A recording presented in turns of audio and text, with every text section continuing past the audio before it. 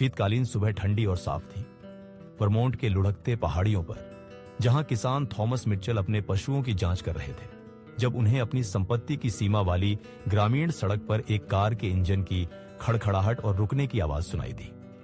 36 वर्ष की उम्र में थॉमस ने सीखा था कि अप्रत्याशित मेहमान आमतौर पर या तो खोए हुए पर्यटकों का मतलब होता है या पड़ोसियों को मदद की जरूरत होती है, और किसी भी तरह से उनके दादा के आतिथ्य के सबक का मतलब था कि उन्हें मदद करनी चाहिए। जब वे सड़क की ओर चल पड़े तो जो उन्होंने पाया वह उनकी हर वो बात को चुनौती देगा जो उन्होंने पहली नजर के बारे में और लोगों के एक दूसरे के बारे में बनाए गए धारणाओं के बारे में जाना था। एक चिकनी चांदी की सेडान कंधे पर असहज कोण पर खड़ी थी। हुड के नीचे से भाप उठ रही थी, जबकि एक महिला एक खूबसूरत बेज कोट में उसके बगल में खड़ी थी, अपनी परिस्थितियों से स्पष्ट रूप से परेशान। वह 30 के आसपास की लग रही थी। उसके सुनहरे बाल एक सोफिस्टिकेटेड अपड़ू में स्टाइल किए गए थे और उस पर महंगा बिजनेस परिधान था जो वर्मोंट की ग्रामीण सड़क पर पूरी तरह से अजीब लग रहा था। माफ कीजिए, थॉमस ने आवाज लगाई जब वे नजदीक आए, अपने काम की शर्त पर हाथ पोंछते हुए। लगता है आपकी कार में कोई दिक्कत है, क्या मैं मदद कर सकता हूं? महिला ने उनकी ओर मुड़ी, राहत और अनिश्चितता के मिश्रण के साथ। मुझे आशा है कि हां। मुझे ठीक से नहीं पता क्या हुआ। इंजन अचानक भयानक आवाजें करने लगा और अब यह शुरू ही नहीं हो रहा। थॉमस ने उसकी रिफाइंड उच्चारण पर ध्यान दिया और जिस तरह से वह खुद को पकड़े हुए थी, जैसे कोई व्यक्ति जो समस्याओं को तेजी से और कुशलता से हल कराने की आदी है। मैं थॉमस मिचेल, उसने कहा, अपना हाथ बढ़ाते हुए जो सालों के खेत के काम से कठोर पड़ा हुआ था। मैं वहीं ऊपर पहाड़ी पर रहता हूं, विक्टोरिया एशफोर्ड, उसने जवाब दिया, उसके हाथ को दृढ़ता से हिलाते हुए जो उसे आश्चर्यचकित कर गया। और मैं यहां पूरी तरह से अनजान हूं। मैं बोस्टन से बर्लिंगटन में एक बिजनेस मीटिंग के लिए जा रही थी जब यह हुआ। थॉमस ने उसकी कार का हुड उठाया और तुरंत समस्या पहचान ली। लगता है आपकी रेडिएटर हॉज फट गई है। यही ओवरहीटिंग का कारण है। अच्छी बात यह है कि इसे ठीक किया जा सकता है, लेकिन आपको एक नया पार्ट और कुछ कूलेंट की जरूरत होगी। विक्टोरिया के चेहरे पर चिंता आ गई। इसमें कितना समय लगेगा मेरे पास? आज दोपहर को एक बहुत महत्वपूर्ण मीटिंग है। ठीक है, सबसे नजदीकी ऑटो पार्ट्स स्टोर करीब 32 किमी दूर है और यह शनिवार की सुबह है, तो हो सकता है उनके पास सही पार्ट ना हो। थॉमस ने थोड़ा रुककर विकल्प सोचे। लेकिन मेरे बाड़े में कुछ ऐसा हो सकता है जो अस्थायी तौर पर काम कर जाए, कम से कम इतना तो कि आप शहर तक पहुंच जाएं। विक्टोरिया ने उसकी फार्म की ओर सावधानी से देखा, स्पष्ट रूप से अपने विकल्प तौल रही थी। आपका ऑफर बहुत दयालु है, लेकिन मैं आप पर बोझ नहीं डालना चाहती। बिल्कुल नहीं, कोई बोझ नहीं। थॉमस ने सहज जेनरोसिटी के साथ जवाब दिया, बस यहां ठंड में खड़े रहकर सोचने से बेहतर है। क्यों ना आप बाड़े में आ जाएं और देखें क्या कर सकते हैं। जैसे जैसे वे बजरी वाली ड्राइव पर थॉमस की संपत्ति की ओर चल पड़े, विक्टोरिया ने उन विवरणों पर ध्यान दिया जो उसने अपेक्षा नहीं की थी। फार्म सादा लेकिन बेहतरीन तरीके से बनाए रखा गया था।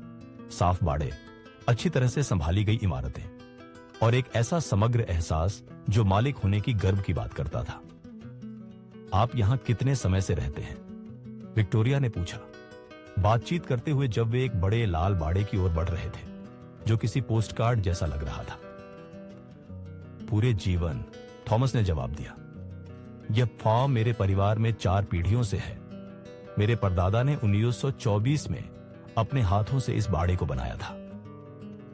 जब थॉमस ने बाड़े के दरवाजे खोले और विक्टोरिया को अंदर आने का इशारा किया, तो जो उसने देखा उससे उसकी सांसें थम गईं। और यह दिसंबर की ठंड से नहीं था। बाड़ा आंशिक रूप से एक कार्यशाला में बदल दिया गया था, लेकिन कोई साधारण कार्यशाला नहीं। दीवारों पर दर्जनों खूबसूरत नक्काशीदार लकड़ी के टुकड़े लटके हुए थे। हाथ से बनाई गई फर्नीटायर जो असाधारण कौशल और कलात्मक दृष्टि दिखाती थी। जटिल डिजाइन वाली झूलन कुर्सियां, अनाज के पैटर्न वाली डाइनिंग टेबल जो पानी की तरह बहती लगती थी, और बच्चों के खिलौने जो विम्सिकल प्रिसीजन से नक्काशी किए गए थे। थॉमस, विक्टोरिया ने धीरे से कहा, उसकी आवाज आश्चर्य से भरी हुई। क्या आपने ये सब बनाए हैं? थॉमस को उसकी ओर ध्यान देने से शर्मिंदगी हुई। यह तो बस एक शौक है जो मैं शाम को खेत के काम के बाद करता हूं। विक्टोरिया कार्यशाला में सावधानी से घूमी, जैसे कोई जो कौशल और गुणवत्ता समझता हो। उसने एक झूलन कुर्सी की चिकनी सतह पर अपनी उंगलियां फेरी, परफेक्ट जोड़ों और लकड़ी के उस तरीके पर ध्यान दिया जो सावधानी से चमकती थी। यह सिर्फ शौक नहीं है, उसने कहा। उसकी प्रोफेशनल ट्रेनिंग हावी हो गई। यह तो संग्रहालय स्तर का काम है। आप ये टुकड़े कहां बेचते हैं? थॉमस ने उसका सवाल सुनकर भ्रमित लग रहा। मैं इन्हें नहीं बेचता, मैं इन्हें पड़ोसियों, दोस्तों और उन लोगों के लिए बनाता हूं जो फर्नी टायर की जरूरत रखते हैं, लेकिन महंगे स्टोर वाले सामान नहीं खरीद सकते। विक्टोरिया ने उसे घूरते हुए उसकी बात को संसाधित किया। यहां कोई व्यक्ति कलात्मक काम कर रहा था और इसे सिर्फ इसलिए दे रहा था क्योंकि लोगों को इसकी जरूरत थी। थॉमस, आपको कोई अंदाजा है कि बोस्टन या न्यूयॉर्क में ऐसे टुकड़े कितने बिक सकते हैं? मैंने कभी इस बारे में नहीं सोचा, थॉमस ने ईमानदारी से जवाब दिया।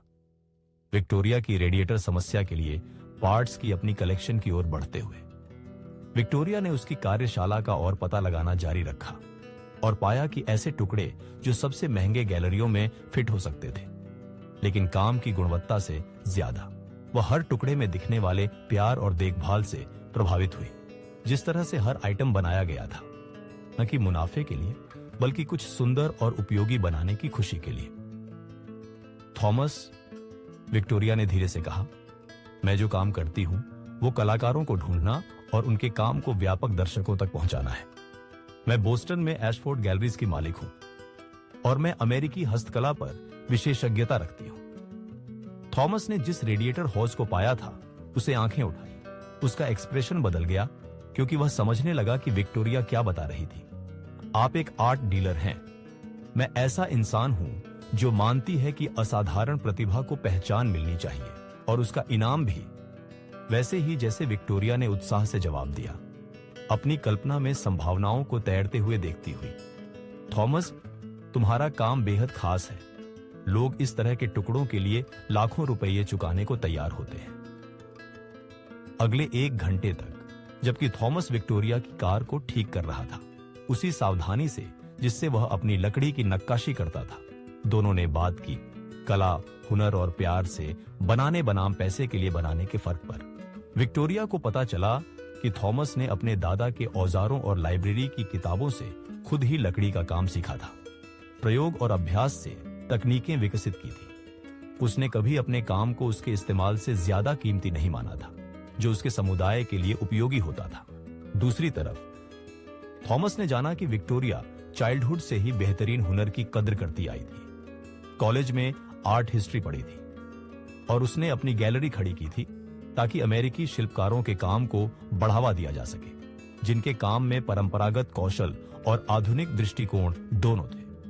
जैसे ही थॉमस ने कार की मरम्मत पूरी की, विक्टोरिया ने बताया कि वह जिस मीटिंग के लिए जा रही थी वो एक कलेक्टर से थी जो ठीक इसी तरह के काम की तलाश में है, हाथ से बने टुकड़े जिनमें असली अमेरिकी कहानियां जुड़ी हों। जब थॉमस ने कार को सफलतापूर्वक चला दिया और वो सुगमता से चलने लगी, तो विक्टोरिया ने उसे एक प्रस्ताव दिया जो दोनों की जिंदगी बदल देने वाला था। मैं तुम्हारे काम को रिप्रेजेंट करना चाहती हूं, उसने सरलता से कहा। न कि तुम्हारे काम या तरीके को बदलने के लिए, बल्कि इस बात का इंतजाम करने के लिए कि जो लोग इन टुकड़ों को संजोकर रखेंगे वे उन्हें आसानी से पा सकें। थॉमस चुप रहा एक लंबे पल के लिए, उन नतीजों पर सोचते हुए जो उसने पहले कभी नहीं सोचे थे। इससे पड़ोसियों को जो फर्नीचर की जरूरत है वो क्या होगा? विक्टोरिया मुस्कुराई। तुरंत समझ गई कि उसका काम क्यों इतना खास है। इससे तुम और ज्यादा टुकड़े बना पाओगे पड़ोसियों के लिए जो उन्हें जरूरत है, क्योंकि बोस्टन के कलेक्टर खुशी खुशी थॉमस मिटचेल के ओरिजिनल कामों के लिए पैसे चुकाएंगे। 6 महीने बाद थॉमस मिटचेल के काम को एशफोर्ड गैलरीज में एकल प्रदर्शनी में जगह मिली, जहां हर टुकड़ा बिक गया उन कलेक्टरों को जो दोनों कलात्मकता और वर्मोंट के उस किसान की कहानी की कद्र करते थे, जिसने अपने हाथों से सुंदरता रची और उसे अपने समुदाय के साथ बांटा। लेकिन थॉमस और विक्टोरिया दोनों के लिए ज्यादा मायने रखता था वो रिश्ता जो उनके बीच बन गया था, आपसी सम्मान पर आधारित, एक दूसरे की प्रतिभा के लिए और कुछ मायने रखने वाली चीजें बनाने की कद्र के लिए। विक्टोरिया अब सप्ताहांत फॉर्म पर बिताने लगी, थॉमस के प्रक्रिया के बारे में सीखते हुए और उसके नए मिले सफलता के बिजनेस पक्ष को संभालने में मदद करती हुई।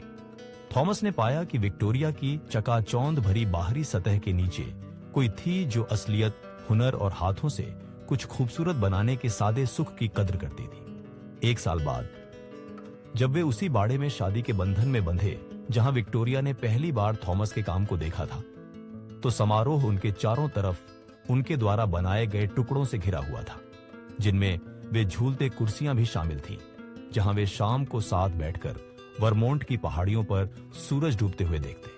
कभी कभी सबसे अहम खोजें गैलरीज या शोरूम में नहीं, बल्कि सर्द सर्दियों की सुबह बाड़ों में होती हैं, जब हम वक्त निकालकर सच में देखते हैं कि कोई प्यार, कौशल और उदारता से क्या रचा है। और कभी कभी प्यार में पड़ना दिखावे या परिस्थितियों से नहीं, बल्कि किसी और में वही मूल्य और जुनून पहचानने से होता है जो जिंदगी को मायने देते हैं।